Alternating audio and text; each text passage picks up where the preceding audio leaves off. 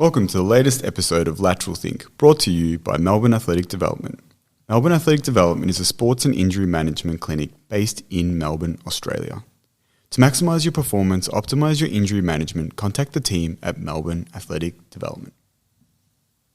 As many of you know, Jack and I have a very diverse understanding across multiple areas of practice, whether they relate to sports performance, say for instance with my background in track coaching, or with Jack and his background in yoga practice.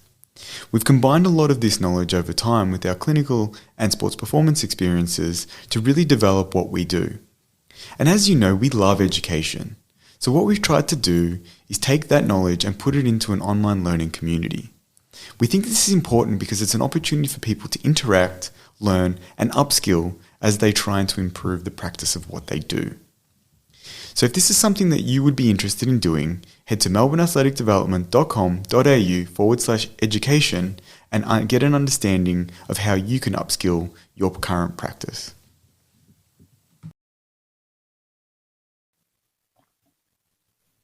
Hello and welcome to the Melbourne Athletic Development Podcast.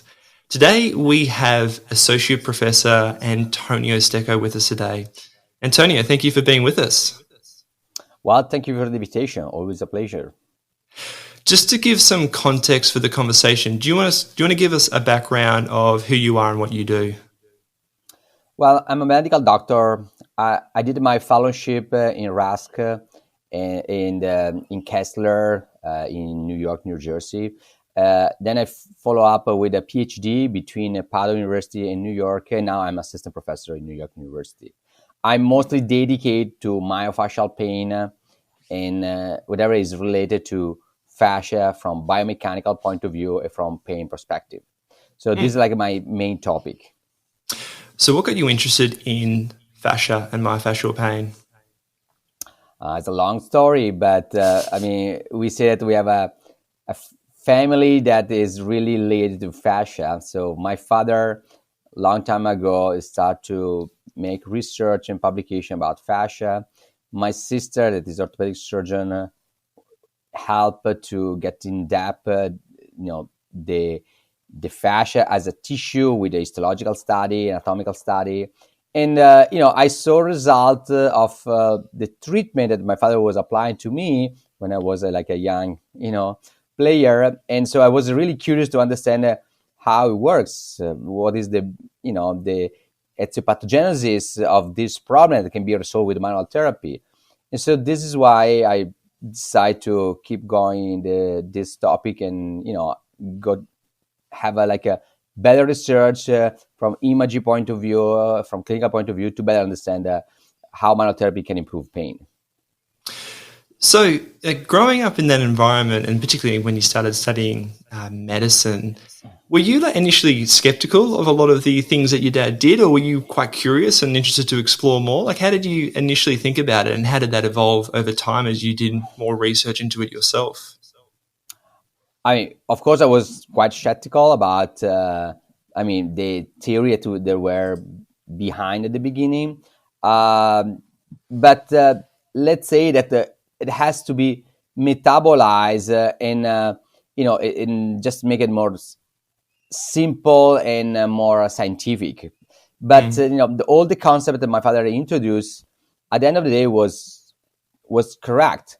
It's just that it has to be translated in a language that is more understandable from the people, and of course with scientific background behind. So that was very curious because, as I said, a lot of manual therapy is not really clear what they are doing. And even if you go in depth, it seems still difficult to understand. In this case, at the level of the biochemistry, so at the level of really what changed in the extracellular matrix was still a chimera, was still in dub, but further study have supported this alteration occur. And so it was a nice match between what we were thought to occur at that level, of the biological level, and what seems really to happen. Yeah, why do you think that is the case, when you talk about manual therapy, it seems to be a topic that is very controversial.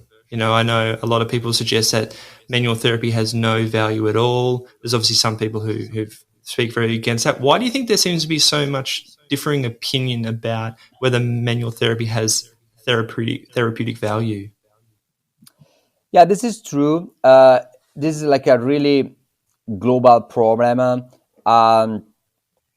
Let's say that the major difficulty is to make manual therapy reproducible. So we don't really know exactly what each therapist is doing and if you can really reproduce the same treatment. So a great advantage of, let's say, fascia manipulation, so this specific manual therapy that we apply, is that we have a codified data that has to be treated.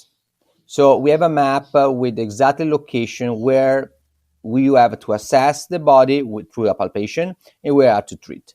So this allows us to publish a nice article that explains that the ICC, so the intra-interoperability test, even in students that have just done the course, was very high. Why is that? Way higher than trigger point therapy or other therapy. Why is that? Because it was requested to the student to rate the alteration in the specific spot that they have learned. So there was no bias in the where you are assessing the patient. The patient was assessed in the same location because this is what the technique is telling you. There was a slightly difference in the rate. So we rate 1, 2, 3 as an amount of alteration in that area that is considered like a rough surface, rigid and compressible.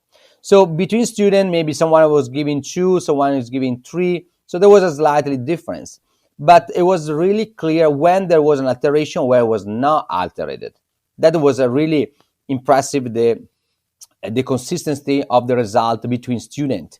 In the ICC, like the intra and the interoperability was like a more than 0.8, between 0.8 and 0.9 in relation of what kind of analysis we have done. So way more than the normal, reliability test that you have in manual therapy that is pretty bad. Is like a 0.5, even less sometimes. So that was a greater article that it was even curious for the reviewer, because the reviewer said, look, how is it possible that manual therapy can have such high interoperability test?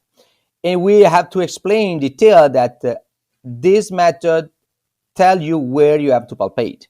This is a big plus to make more objective. And also, a lot of publications that we have done, it were nicely accepted by a reviewer, because explain, look, this is the map. We have treated some of this point that you see in the map.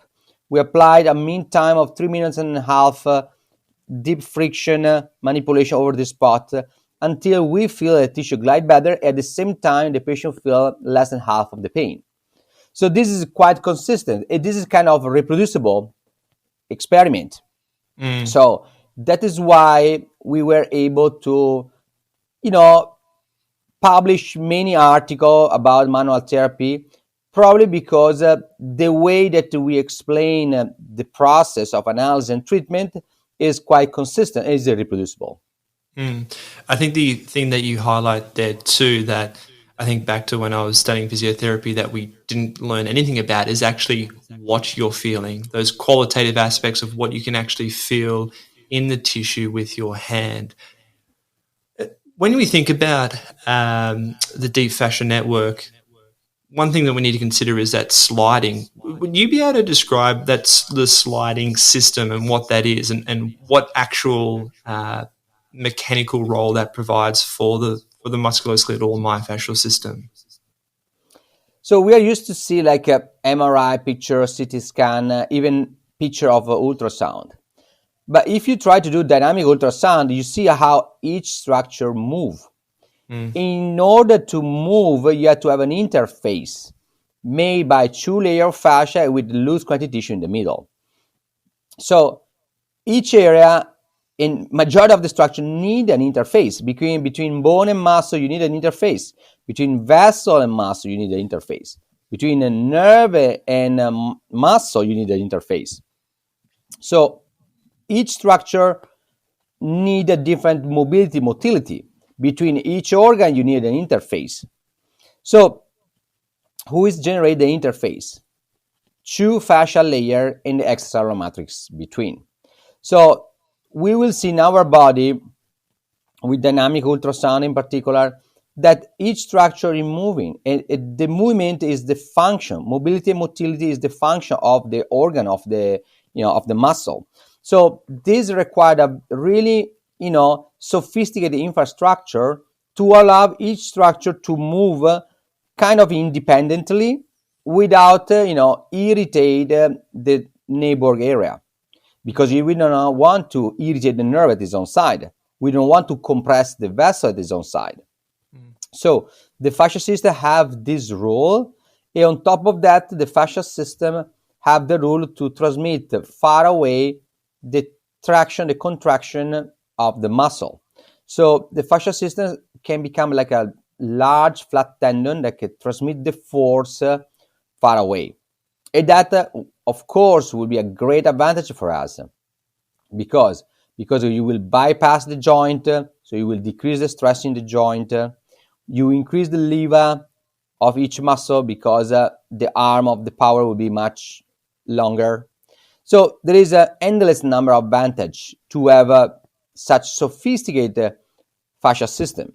And this you will see in all the animals that have a sophisticated motion, like a high-speed animal. So if you do a dissection in a chicken, it will be very sad to see that the fascia system is really poor. But if you do a dissection in a rabbit, it's amazing how fascia system is so well developed. It's beautiful. It's a really amazing, the morphology of the fascia system. So that is why we need this infrastructure, because we have like a relative complex motion to do. We have also torsion, and the torsion is not a typical movement of majority of the animal. So that required a pretty complex fascia system.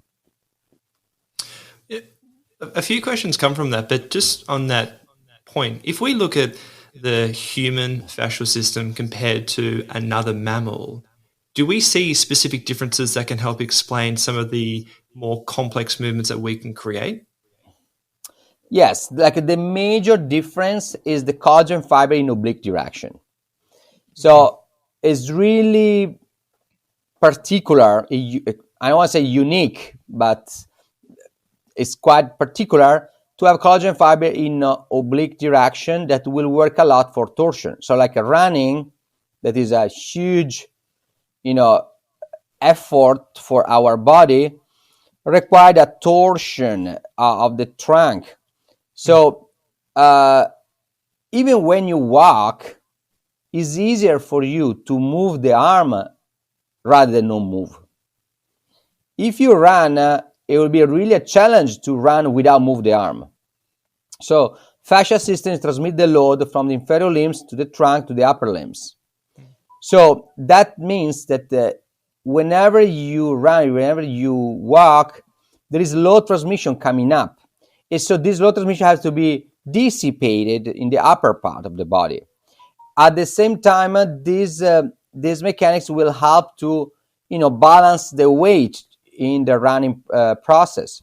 So differently from other animal, this collagen fiber will allow us to as a bipedal to run properly in a perfect mechanics in an economical way, because in this way is more economical than lock different part of the body. So there is a lot of knowledge about this that has to be interpreted properly.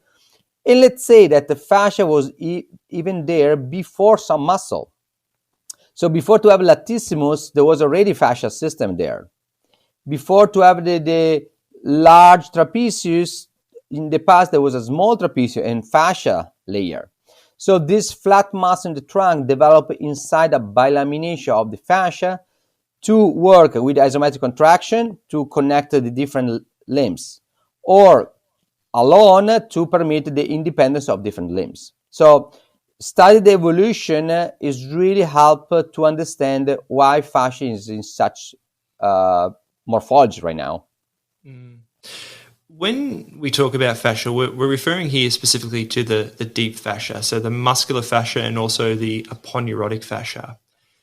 When I think back to, again, being at university, and I'm sure you probably had this experience yourself, Antonio, anatomists will remove the aponeurotic fascia of the arms and the legs, and also things like, well, not necessarily always, but potentially like the thoracolumbar fascia and the rectus abdominis aponeurosis.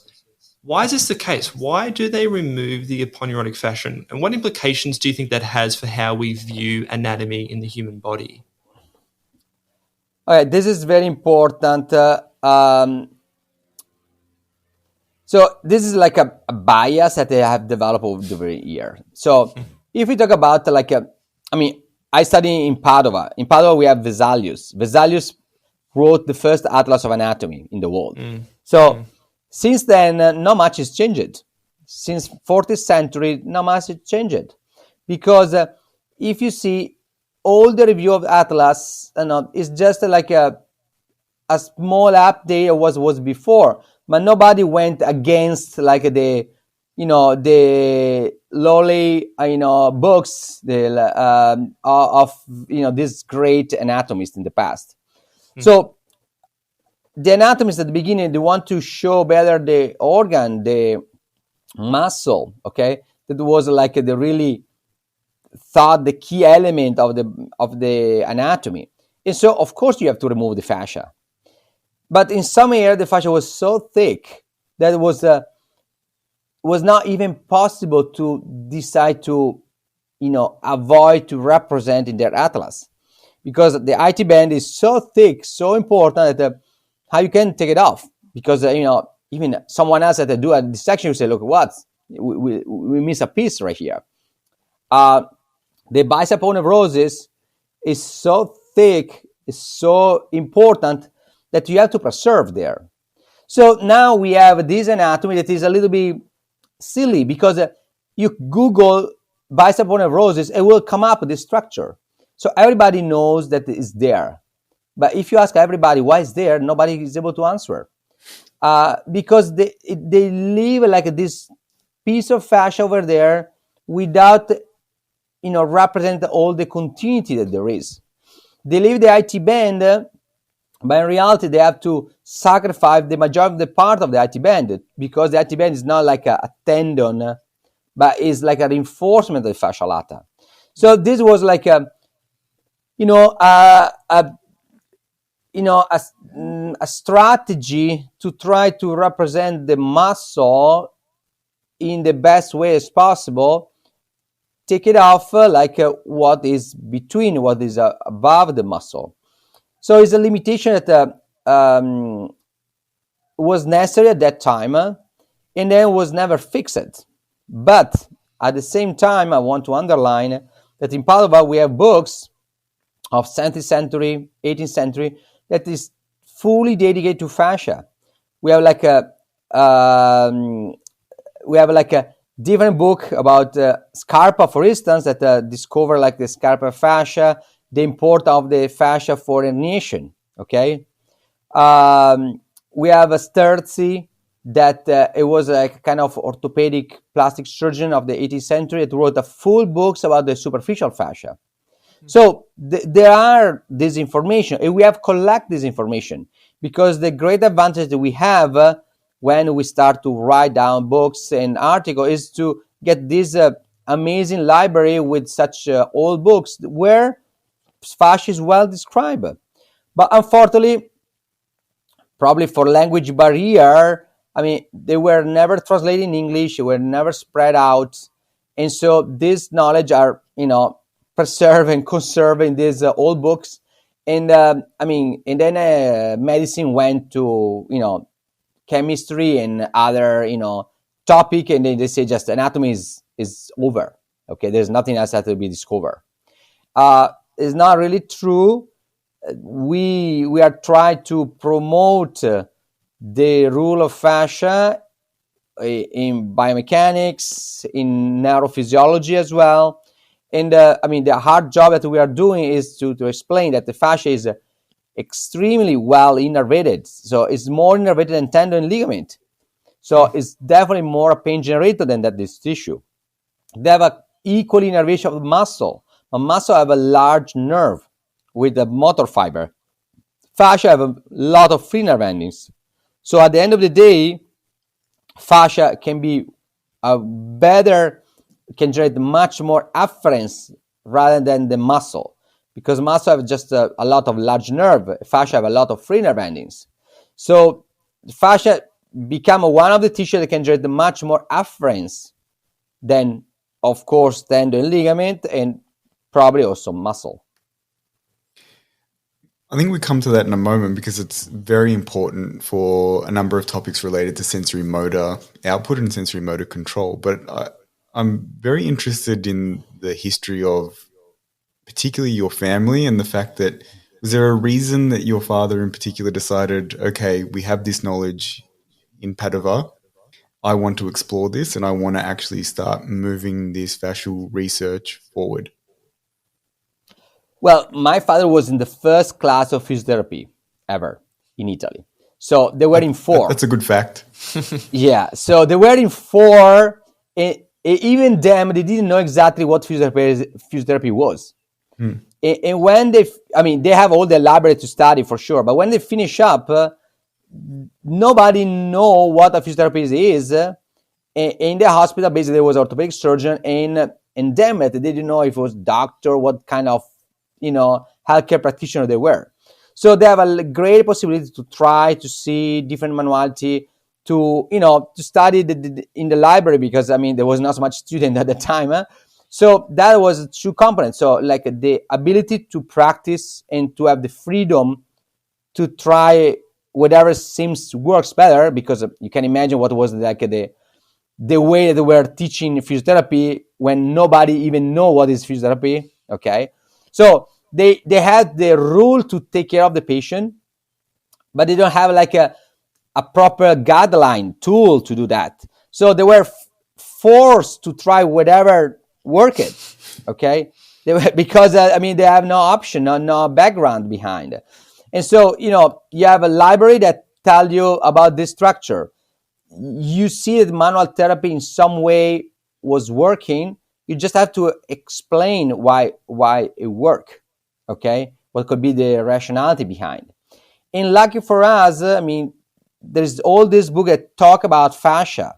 Okay, so in the past there is more citation about fascia than now. That was curiosity, because look, come on, they were talking about fascia. Is there?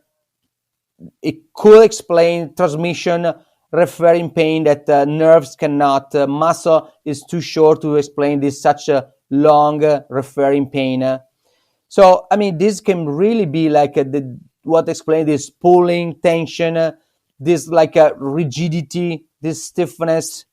That patient will will refer to the therapist. They say, look, I feel rigid. I feel like a cast right here. I feel like a pulling all over my arm. Okay, so watch this atlas and see the clinical symptom of our patient. There was like of course it come up in your mind that maybe that can be an explanation for that, and then there was a long story to try to prove it, try to organize not just the anatomy of fascia. It was a really challenge, because all these test book, there's a small citation right here, a small citation right there. Each atlas, each anatomist gave their own name to the fascia. Let's say scarpa fascia, fascia of Camper, fascia of Collins. So that was a mess. So just to try to organize and classify the fascia system. And when you talk about visceral fascia, even worse the situation.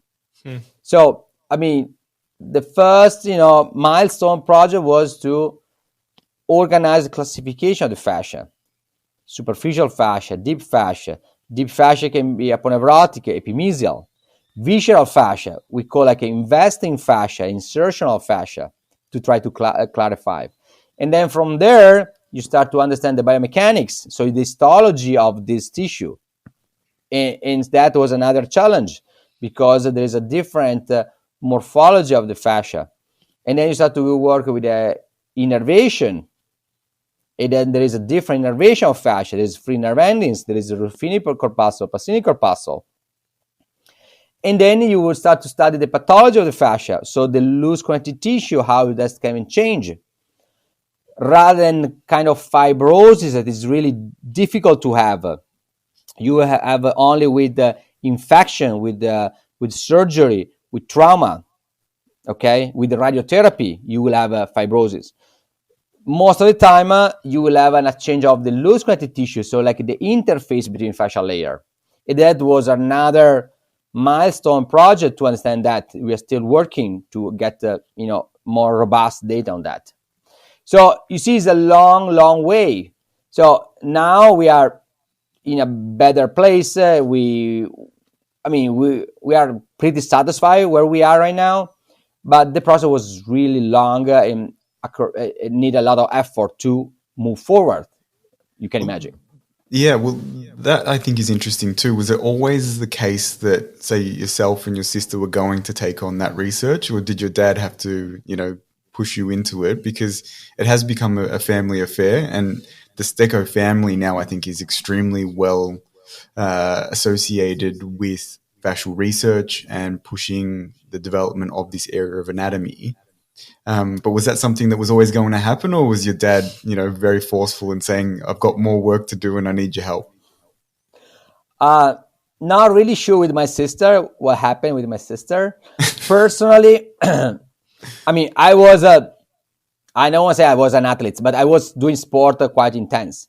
So my father was keeping fixing me, okay, minor stuff, but still, bother you if you do athletes, like pulling, tension, pain. So at the end of the day, during medicine, my mama forbidden my father to talk about fascia because it just makes confusion to him. Don't say anything to him. So I finish up medicine, and then I have to choose a residency. So I was able to enter in orthopedic surgery and physical medicine rehab. My sister was already an orthopedic surgeon, and of course, look, rehab can be interesting, but you have to have a topic. You have to specialize yourself. You have to, use this time at the best. Okay, so I went in, and I really see that the actually guideline was really poor. The rate of success was very poor. So it was really a pity to see this patient that they don't really get better or not as fast as in the other specialty. Okay, so cardiology, you give a pill, it get better. If it doesn't get better, you change the pill, and it will get better. Okay. In rehab, you did like a physical therapy, not get better. You give another one, it doesn't get better. And you try the third one, it can happen. The third one doesn't get better. So that is like a super frustrating for you. It's really, it's a nightmare. Okay, because you look what I'm doing, what I study. If it's not working 1 and 2, are you doing random treatment to this patient? All right, so that was really a big push for me. So look, let me go back. Let me go back to the Department of Anatomy because that time my sister was already there. So let's try to study from scratch what exactly could be the alteration. And a lot of like a big puzzle start to make sense because you will see that fascia can give you an answer for a lot of questions. First of all, referring pain. There is no nerve innervation, no distribution of root that can really explain such a variability within the same subject, because over time radiation can change in a same subject.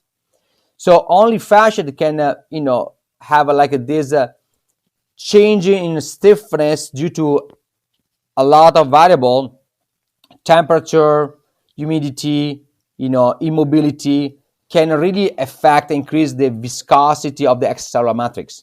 So that can explain why on day 1 the patient have a pulling that go up to the shoulder, and on day 2 the pulling go in the neck. Okay, and the pain go in the neck. This cannot be explained by a neurological point of view. So there's too much variability, okay? If this person have done a garden and then the day after is reading the books because it was tired, where there is more overuse, it can generate like a more isometric contraction. It can increase the viscosity, increase the stiffness. So you can have a daily different kind of pulling, spreading pain due to this alteration of the extracellular matrix. So fascia can explain why you have such rigidity, stiffness, because sometimes it's just a question of stiffness, not really pain.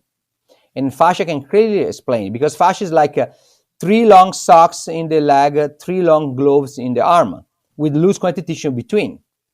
Imagine if this loose connective tissue become viscous like honey. It will dramatically affect the mobility of the arm. It can become almost like a cast. So this can easily explain a lot of symptoms of the patient that normal, like a traditional medicine was not able to explain. So there is so many answers can be given by the fascia system that, it start to make perfect sense, the picture that you are in front of you, and give you so much satisfaction that you are forced to keep going, to keep doing research, because each discover is like the possibility to make better one patient. So I mean, it becomes the scope of your life, because it's just the only way that you are seeing right now to daily improve your practice and improve the patient that you are treating. And so, just you describing then referral or myofascial referral pain, this is obviously different to, say, the Travell and Simons model, where their description of referral pain is more neurally mediated, from what I understand, it's got to do with signals being sent to the spine and interneurons sending then pain signal to another nerve segment, so to speak. But because of the fact that we see so much variability in where pain is referred, it doesn't really seem to be explained then from the nervous system, because the nervous system is very consistent in terms of its actual layout within the musculoskeletal system, as opposed to this particular model where fascia potentially pulls is going to vary from person to person based on their history, based on the sport that they've played or the types of activity that they do. That is perfectly right. So on top of that, I mean, the fascia, like the loose connective tissue, the viscosity can change for any reason. Like hyaluronan, that is the chief component of the extracellular matrix, it can aggregate.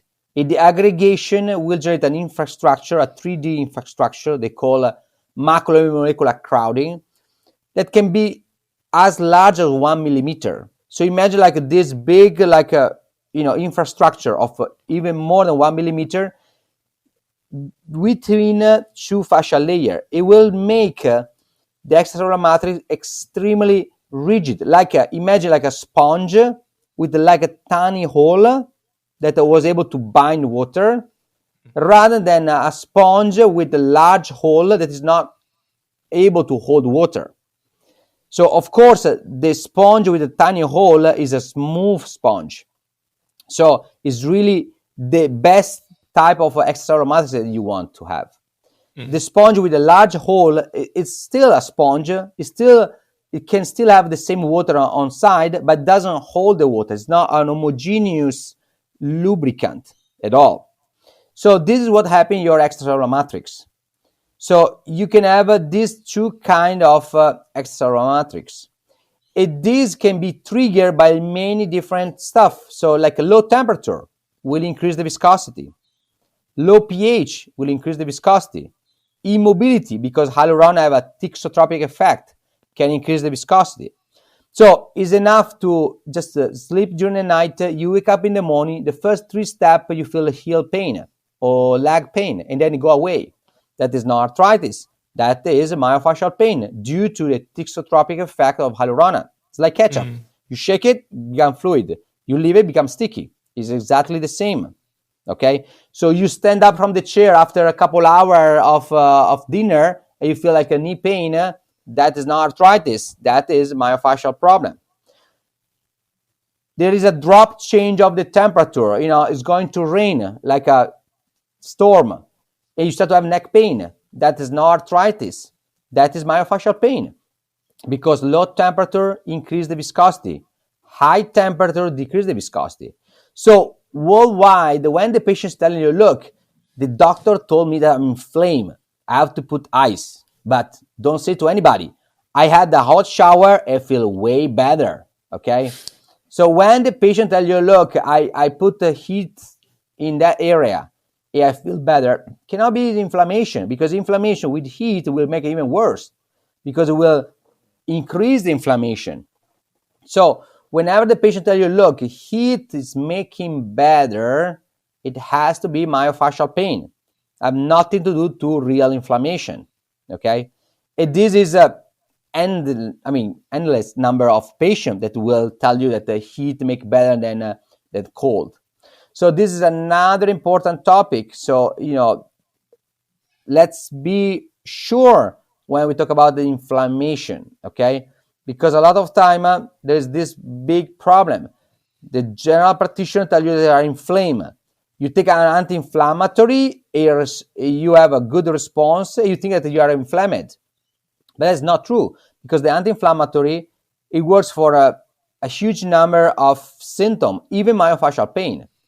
So there is this misunderstanding in a lot of patients. They really believe to be inflamed only because anti-inflammatory respond well. But then if we ask, do you prefer ice or heat? They will tell you that the heat works better for him. So this is probably or almost sure myofascial pain that you make better. pH.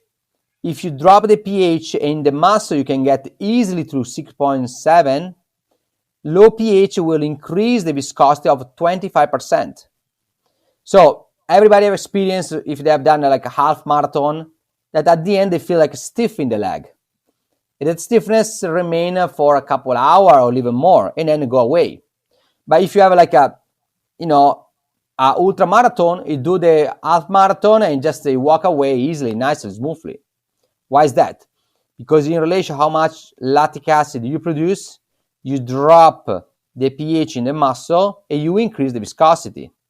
So even if you go in the gym and you lift like 100 times, some weight, you can feel rigidity due to the lactic acid. But again, lactic acid is not enough. It's the aggregation of hyaluronan pushed by low pH that explain the stiffness. Then normally everything go back as it was, but in some place, maybe before a deficit of drainage or other reason, the stiffness, like the high viscosity, remain, and so the patient will start to have myofascial pain in that area due to overuse. And so I was just going to say then, Antonio, so when we think about myofascial pain, the reason why we get it is because that gliding that should occur between those deep fascial interfaces is lost. And when we do that, we get an increase in essentially mechanical tension, which causes those free nerve endings to send a nociceptive signal. Is that correct? Yeah, that is correct. So at the same time, you can have two symptoms, like rigidity and peripheral like a sensitization, peripheral bombardment, because you basically irritate, you decrease the threshold of the receptor, because you have this receptor, this free nerve endings in a stiff environment, so they will be constantly irritated or stimulated. I want to add something more. Even ticklish, it can be a sign of increase of the stiffness in that area. And you will see amazing that you treat the patient, say, look, come on, the first time in my life that I can touch myself, I don't feel ticklish. So it's just a different level of stiffness, okay? So ticklish, itching, and then way low pain, it can be a different, stimulation of free nerve endings in an incorrect environment. So the stiffness of the environment will modulate the activation of free nerve endings. And there is literature about that. There is the polymodalic receptor. There is the tissue viscosity shape the dynamic response of the receptor. So there is literature about that. And of course, clinical experience will confirm all of that. When we think about pathophysiologicals within the deep fascia, can we use that knowledge to help explain what a trigger point is? All right, so I have a nice slide in my presentation. I try to compare what we have right now worldwide about, alteration with ultrasound in non-specific pain. So trigger point was defined as an hypoechogenic area that is more stiff, tight bundle, more stiff. But what is an hypoechogenic area? So an area that is more fluid. But what is this fluid inside the trigger point? Can be blood? I don't think so. Can be lymph? I don't think so. But it can be a hyaluronan aggregate. It is a fluid, but is more stiff than the surrounding area. So far in literature, who was able to see a trigger point have majority of the article, like a 6/7, was a hypoechogenic area. So that can be what we call densification, aggregation of hyaluronan that will increase dramatically the viscosity. So the perimysium, because majority of the time a trigger point was seen in the trapezius area. So in that area, we have an epimysial fascia that is made by 2 layers with perimysium that goes side to side. So you have like a small container right there. So if inside this small container you have a fluid that is more viscous, all the container can become rigid. And so you can start to have like this tight bundle that nobody so far was really able to explain where it's coming from. So there is a pretty good correlation because I want to say that trigger point is like an increase of viscosity, but when the situation can become chronic, this alteration will affect all the fascia above and below. And this rigidity will affect the surrounding area. So you start to have a trigger point that is spreading the pain. And that will start to generate a biomechanical problem distally and proximally. So you start to develop compensation in a neighbor area. And so the patient will start to complain not just the pain in the upper neck, upper trap, but you start to have pain in the shoulder, in the neck. In the fascia will be like the driver that will, or the structure that will transmit this stiffness in surrounding area. And then this stiffness will require the overuse of the opposites, muscle and fascia to try to balance, to keep straight the patient, the head of the patient. And that overuse will generate other increase of viscosity. And so you build up densification, increase of viscosity in different parts of the body. And that make a more chronic, more severe, the syndrome of the patient. On top of that, Elena Langevin published an article about chronic low back pain. And she found out that the thoracolumbar fascia is 25% thicker and 52% less gliding, so more stiff. My article about neck pain, I find out that in the neck, the fascia in chronic neck pain is thicker with more black in the middle. So you can see that everybody is finding the same result. Trigger point is black. The fascia in the middle is more black because there is more interface between layers. Trigger point is more stiff. Thoracolumbar fascia is more rigid, less gliding. Thoracolumbar fascia is more thicker, and the fascia in the neck, in chronic neck pain, is thicker. So from different perspectives, everybody worldwide is finding the same result. The only problem is that everybody is looking from their perspective. So, the people from trigger point, they didn't check the fascia around. But when I see that ultrasound, I don't see a normal fascia around. I went back, I look the muscle, the external end of the SCM, where I evaluate, like in the scalenus, where I evaluate the fascia. It is true, the muscle below seems more black, but I didn't collect data of that. So it can be that you have trigger point, fascia alteration, and then this fascia will, generate compensation far away. This is what looks really like. But of course, more study has to be done. You mentioned biomechanics and how it can cause alterations across different areas of the body. Currently, a lot of the biomechanical research is very much more mechanical than it does necessarily take on the biological component. Are we seeing enough of an integration of this anatomical knowledge, and particularly the knowledge that is developing in fascia, being translated into biomechanical research in relation to movement and capability of, potentially changing that over time? I mean, this is a big topic that we are working on, um, in particular to apply in sport, because Yeah. we did a lot of biomechanical study in lab, so with different sample of fascia.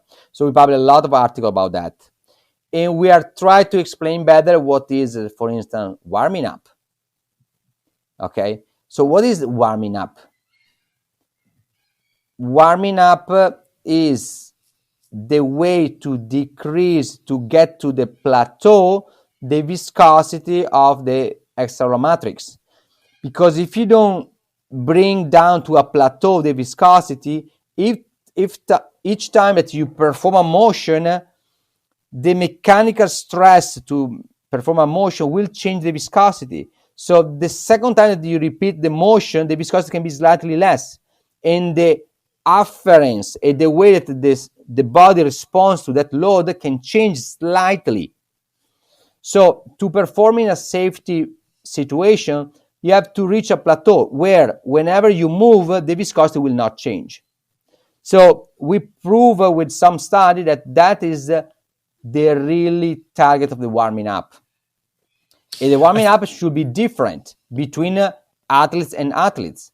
So there is already a huge revolution can be done in relation of this knowledge. And on top of that, stretching. Are you really stretch the muscle, or are you stretching the fascia?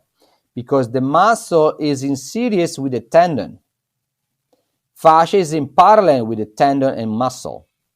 Muscle can be elongated between like a 60 and 90% of its length.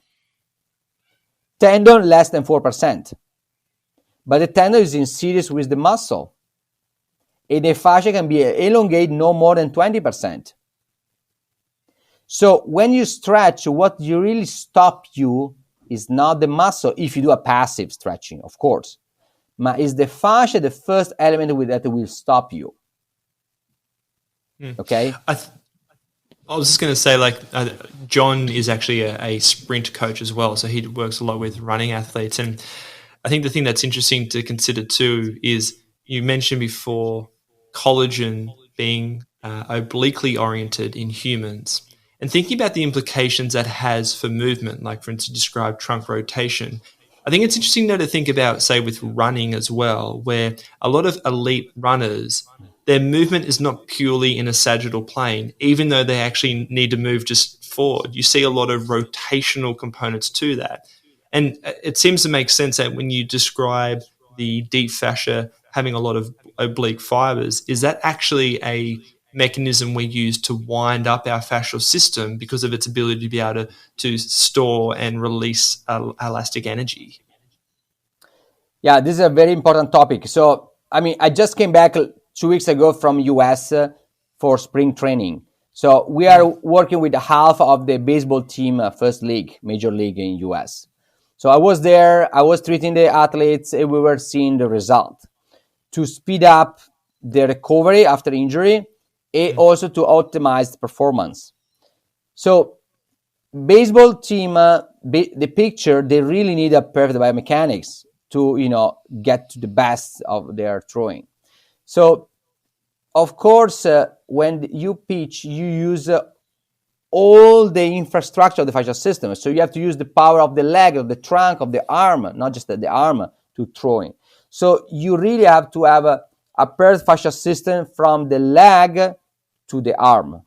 So in this case, like in a runner, you need, oblique fiber because there is torsion. But it's not just that, because it's always a complex motion. So you need to do Trendelenburg, so put load in one leg. And so you have also the frontal plane that you will use. You have to bend and crunch, so you need also the sagittal plane. So it's always a combination. So you will never use like a isolate some structure. So this is why it's so sophisticated our fascia system. But when it's time to assess and to treat, you will try to decompose, like try to define what kind of plane of motion is more altered, and you will start to treat from that plane, see the result, and then you will start to assess the collagen fiber in another direction and see how altered are that one, and you will start to take care of that. So whenever you move, you use always a combination of different collagen fiber, different muscle. When it's time to assess, you try to simplify the assessment and try to, separate one from the other, but just for logistic point of view, because in these athletes, you will need like a 2-3 session and take care of each session of a structured work, more for sagittal plane, more for frontal plane, more for horizontal plane. So it's just a question of logistic that we can discuss in our therapeutic approach with our guideline. But take in consideration that all complex motion need a mix of motor unit and collagen fiber that are in different direction. I think what's interesting you highlight there is if you, for instance, have changes in the biomechanics of the fascia, that sends feedback to your central nervous system that will regulate how you move. So one of the things that's interesting too with the fascial network is it has proprioceptors that actually give input to your central nervous system to help coordinate movement, and that we actually see changes based on the quality of the sliding mechanics or the quality of the tissue. And if we see alterations, people actually have quite good capacity to create compensatory patterns, even though that may potentially lead to further issues because you're overloading potentially other areas of the body. Yeah, we love to say that the fascia is the organ for proprioception. Organ because it's made by dense and loose quantity tissue, free nerve endings. So it's not just a simple tissue, it's an organ. But it's the organ for proprioception because it's the best infrastructure that we have to perceive the motion. It's in the periphery of the body, so have the best momentum. Is all over the body, so it's able to catch each single direction of your body that you are taking. Is relative consistent, the dimension of the fascia. It's not like the muscle gets shorter and is longer. It's quite fixed. You need a relative fixed dimension to perceive the traction and the motion. And on top of that, it's full of free nerve endings. So you don't have anything better than the deep fascia to perceive the motion in the space, to perceive the body in the space. And this is why we really want to say that the fascia is the organ for proprioception if everything works well. If there is something wrong, the same receptor, instead to perceive the body, they are irritated, so generate the pain. So this is why you need a perception in all the direction, in all the three plane. At the same time, you can have pain in all the plane, in all the direction, in all the body, because the same receptor can be used instead to give an afference, a proprioception afference. They can be irritated and generate pain if this infrastructure that's really sophisticated doesn't work properly. Each overuse, each trauma, each immobilization can affect the fascial system, and so can lead to irritation of free nerve endings and so painful afference. I'm mindful of the time, Antonio, because I know you have to leave shortly. But just to finish up, a question we like to ask our guests is there something that you're learning about at the moment, which may be related to your professional work or might be outside of your professional work that you're very interested in at the moment? So we are working in neurological patient and as well in athletes. So we are working that direction. So since 2013, we have developed a new therapeutic approach for spasticity. So we use human recombinant hyaluronidase, so the enzyme that metabolizes hyaluronic acid, to decrease the spasticity in patient. And we really even prove, I want to say, that it's not enough the stroke to generate spasticity, as everybody knows. You need a peripheral implication in order to generate spasticity. And this is generated like a huge success. We are already in phase 2. We have finished phase 2. We are going to start phase 3 to make this drug available worldwide. And that, I believe, will be a big step forward to manage this patient that really, with spasticity, will really affect the quality of life. But at the same time, we are transferring this information for sport injury prevention, a sport optimized performance. Because in particular, baseball, tennis, golf, they really understand that they don't have direct trauma. Everything is related to overuse most of the time. So they really need a perfect biomechanics to perform properly and to decrease the severity and the frequency of the injury. We have done a randomized controlled trial in soccer player, and we saw that treating with fascia manipulation this player at the beginning of the season, we dramatically drop the severity, the frequency of ankle sprain. Because remember, in the ankle, we have the retinacula. Retinacula are the key element for proprioception. The amount of free nerve endings is 1/3, almost double of no other part of the fascia. So the retinacula in the ankle, in the wrist, in the patella are really the key element for proprioception, because you really need that. You are a very sophisticated joint, like the tibiostragalic joint, the two line of bone in the wrist. So you need a more accurate proprioception there. This is why you have also the retinacula, that is not just there to keep the tendon down, but it's there to perceive bone motion, because there is an insertion in the periosteum. Tendon motion, because the tendon sheath is a bilamination of the retinacula. Muscle motion, because it's in connection with the palmaris longus, extensor brevis, abductor pollicis, is full of receptor. So these become the more sophisticated structure that we have in the body to perceive the motion and movement.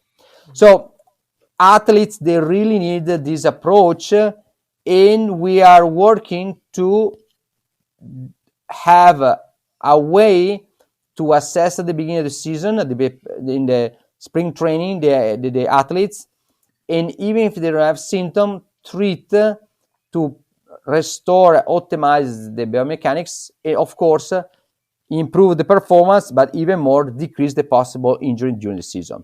And we have started this project with some teams in US, and we are now trying to expand in other games.